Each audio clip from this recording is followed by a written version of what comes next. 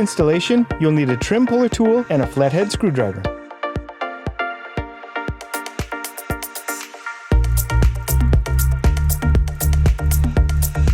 Begin by using your trim tool to make a gap in the cover.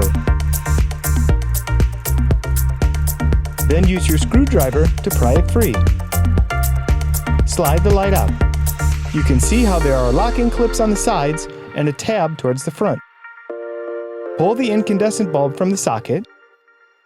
Replace with the LED bulb and test it. Replace the cover by putting in the tab side first and push the side clips up into place. Now we'll repeat those same steps on the other side.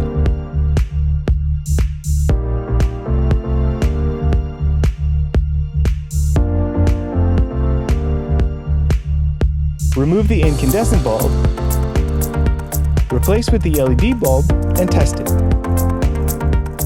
Push in the tab side first, then push up to secure the side clips. You can see the huge difference between the LED and the original bulb.